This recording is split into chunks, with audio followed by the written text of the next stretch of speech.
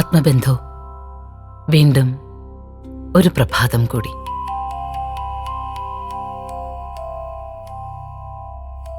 ഒരു പ്രഭാതമെന്നാൽ ഒരവസരം കൂടി. ഇന്ന് കണ്ണുകൾ തുറക്കുവാനായത് ഒരു മഹാഭാഗ്യമാണ്. എഴുന്നേൽക്കുവാനായത്, പ്രഭാതത്തിൻ്റെ കാഴ്ചകളെ കാണുവാനായത്, മെല്ലെ മെല്ലെ ജനലിലൂടെ അരിച്ചെത്തുന്ന പ്രകാശത്തെ കാണാനായത് ഒക്കെയും മഹാഭാഗ്യങ്ങളാണ്. എപ്പോഴെങ്കിലും ആലോചിച്ച് നോക്കിയിട്ടുണ്ടോ നമുക്ക് ലഭിച്ചിരിക്കുന്ന ഭാഗ്യങ്ങളെക്കുറിച്ച്? എത്രമാത്രം അനുഗ്രഹീതരാണ് നമ്മൾ എന്ന്. ഒരു പ്രഭാതമാണ് അതിനെക്കുറിച്ച് ഓർക്കുവാൻ ഏറ്റവും നല്ല സമയം. കാരണം പ്രഭാതത്തിൽ എല്ലാം നമ്മൾ പുതുതായി തുടങ്ങുവാൻ അവസരമുണ്ടാവുകയും പ്രത്യേകമായൊരു ഉണർവോടുകൂടി തലേ ദിവസത്തിൻ്റെ എല്ലാ ഭാരങ്ങളെയും ഇറക്കി വെച്ച് നീണ്ട ചില നിമിഷങ്ങൾ ശരീരം വിശ്രമിച്ച്, മനസ്സ് വിശ്രമിച്ച്, ചിന്തകളൊന്നുമില്ലാതെ ഇരുന്നിട്ട് പിന്നെ നമ്മൾ കണ്ണു തുറക്കുകയും ഉണർന്നെഴുന്നേൽക്കുകയുമാണല്ലോ. ഏറ്റവും കൂടുതൽ നന്ദിയുള്ളവരാകാൻ ഈ നിമിഷത്തെ ഉപയോഗിക്കാം. ഈ ലോകത്ത് എത്ര പേർക്ക് ഈ പ്രഭാതത്തെ ഇങ്ങനെ വരവേൽക്കാൻ സാധിച്ചിട്ടുണ്ടാവും. അതിനാൽ നമ്മുടെ ഭാഗ്യത്തെക്കുറിച്ചോർത്ത്, പക്ഷികളുടെ ചിലക്കൽ കേൾക്കുവാൻ സാധിച്ച ഈ പ്രഭാതം നമുക്കൊരു ഭാഗ്യമാണ് എന്നോർത്ത്, നിൽക്കാതെ മിടിച്ചുകൊണ്ടിരിക്കുന്നൊരു ഹൃദയം സ്വന്തമായുള്ളത് ഒരു ഭാഗ്യമാണെന്നോർത്ത് നമുക്ക് ഈ ദിവസത്തെയും വരവേൽക്കാം.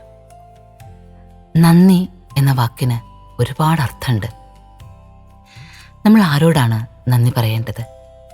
നമ്മളെ സന്തോഷിപ്പിച്ച, നമുക്ക് വേണ്ടുന്ന സഹായങ്ങൾ ചെയ്തു തന്ന, നമുക്കൊരാവശ്യമുണ്ടായിരുന്ന സമയത്ത് ആ ആവശ്യത്തിനനുസരിച്ച് പ്രവർത്തിച്ച വ്യക്തിയോട് അല്ലെങ്കിൽ സാഹചര്യങ്ങളോടാണ് നന്ദി പറയേണ്ടതല്ലേ? അങ്ങനെയെങ്കിൽ ഒരു രാത്രി കഴിഞ്ഞ് ഈ പ്രഭാതം എത്തിയെന്ന് അറിയിക്കുവാൻ വേണ്ടി നമുക്ക് ചുറ്റും വിടർന്നു വിലസുന്ന പൂക്കളെയും പ്രഭാതത്തിൻ്റെ മഞ്ഞുതുള്ളികളെയും ഒക്കെ നന്ദിയോടെ നമ്മൾ സ്മരിക്കണ്ടേ? അവരെ മാത്രമോ? ഈ ജന്മം നമുക്ക് നൽകിയ നമ്മുടെ അച്ഛനോടും അമ്മയോടും നന്ദി പറഞ്ഞാൽ തീരുമോ? അച്ഛനോടും അമ്മയോടും നന്ദി പറയുമ്പോൾ അവരുടെ അച്ഛനോടും അമ്മയോടും പറയണ്ടേ നന്ദി? അങ്ങനെ എത്രയെത്ര എന്തൊക്കെ കാര്യങ്ങളോട് നന്ദി പറയാനുണ്ട്. തല ഉയർത്തി നിൽക്കുന്ന ആ മലയോട് പറയണ്ടേ നന്ദി? സൂര്യനെ നിത്യവും ഉദിച്ചുയർന്ന് കാണുവാൻ പ്രേരണകൾ നൽകുന്ന ആ മല, തൊട്ടരികിലൂടെ ഒഴുകുന്ന പുഴ, എത്ര കാലമായിട്ടിങ്ങനെ ഒഴുകുന്നു അല്ലേ? പുഴ വെറുതെ ഒഴുകുകയാണോ? അതിൻ്റെ തീരങ്ങളെ ആർദ്രമാക്കുന്നില്ലേ? പുഴയുടെ മനസ്സ് ആർദ്രമാകുമ്പോഴാണ് അതിന് തീരത്ത് വസിക്കുന്നവരുടെ മനസ്സും ആർദ്രമാകുന്നത്. ഇതൊരു മനഃശാസ്ത്രമാണ്.